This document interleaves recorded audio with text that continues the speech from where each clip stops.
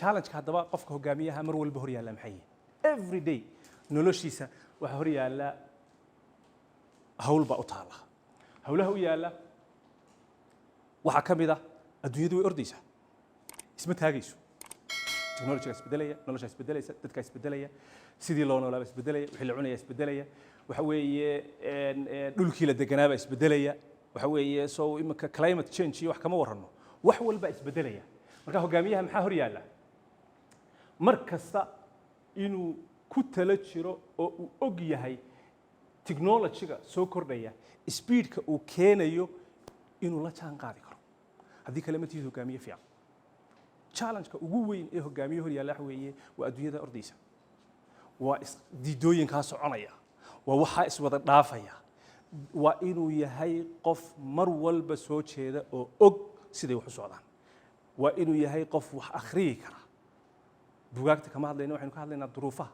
waxaynu ka hadlaynaa sida wax u socdaan waxaynu ka hadlaynaa noloshu siday u socoto waxyaabaha hor yaalla waxa weeye waxaan yidhahnaa agile-ka ama agility-ga wax kasta oo kaa hor yimaada muxuu go'aan u qaadan waaya muxuu waxaanu samayn waaya waxaa laga doonayaa quick decision making shaqada u taalla waxa weeye hawl kasta oo timaada inuu go'aankeeda qaadan karo hawl kasta oo timaada inuu go'aankeeda qaadan karo ayaa taalla quick response muxuu markaa ka jawaabaya wuxuu ka jawaabaya caqabadaha jira iyo fursadahaba inuu caqabadahana waxa uu hogaaminayay iyo naftiisaba ka dheereeyo isku dayo intuu ka dheerayn karo fursadaha yaalana isku dayo inuu uga faa'iideeyo caqabadaha hor yaalla waxaa ka mid ah jawaabtan degdega ahi keligii kuma xidhna waa social process bulsho weeye marka markay wax si u dhacaan keligii jawaab ma bixin karo haddaanu dadka maxay samaynin haddaanu dadka isku dubaridin haddaanu dadka abaabulin haddaanu dadka tusin waxaa jira inay u baahan yihiin jawaab marka macnaheedu waxa weeye waa influence inaad dadka ku samayn karto oo ay u shaqayn karaan maxay si wada jir ah oo tayo leh shaqada hogaamiyaha hortaala waa taas way markaynu ka baxno challenge-ka iyo caqabadaha hor yaalla waxaynu isweydiinaynaa hogaamiyuhu hortu muxuu shaqo qabtaa inaynu iyadana isweydiino haddaynu si walba u soconno aynu dhinac walba kaga nimaadno markaynu soo ururino hogaamiyuhu laba shaqo qabtaa labada shaqo qabtaa waxa weeye inuu go'aan qaato oo uu dadka ku jiheeyo where to go xagaynu u soconnaa uu yidhahdo halkaasaynu ku soconnaa waa go'aan qaadasho sidaynu u tegaynaana waa inuu u sheego waayo halkaasaynu ku soconnaa bilaa sidaynu ku tegaynaay hoggaan lama yidhaahdo waxaa la yidhaahdaa caqligayga ku shaqeeya waayo maxaa hor yaalla markuu decision-ka qaadanayo wuxuu isku dayayaa fursadaha yaalla mar walba ee ciddaa uu hogaaminayay naftiisaba anfacaya inuu ka faa'iideeyo wuxuu kaloo mar walba isku dayayaa inuu ka durkiyo dadka caqabad laga baxsan maayo maxaa la yidhahdaa threat iyo mushkiladii mar walba duniday taalla mana dhammaystiranta adduunyadu laakiin inuu isku dayo qofka hogaamiyaha intuu yarayn karayo inuu yareeyo waayo labadaa shaqo ta labaad waxa weeye halkaynu tegaynaa directionkii inuu sadkareeyo waa implementing the decision in go'aan la qaataa kuma filla in wax la hogaamiyo in go'aan la qaataa waa bilowga in wax la hogaamiyo laakiin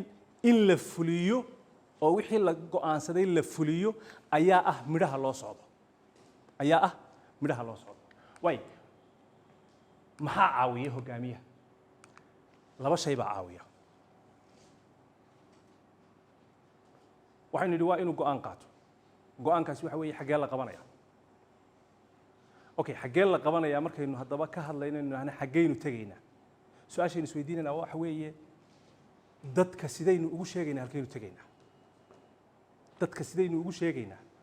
dadku way badan yihiin ciddaad hogaaminaysa way fara badan tahay tiradu way badan tahay bulshadu way ballaaran tahay faamiligaaga yar baa xitaa badan marka la soo ururiyo waa inaad meeshii loo socday iyo wixii la higsanayay inaad qeexi karto informationkii cid walba waxa khuseeyo u dhiibi karto u caddayn karto qof walba siin karto waxa looga baahan yahay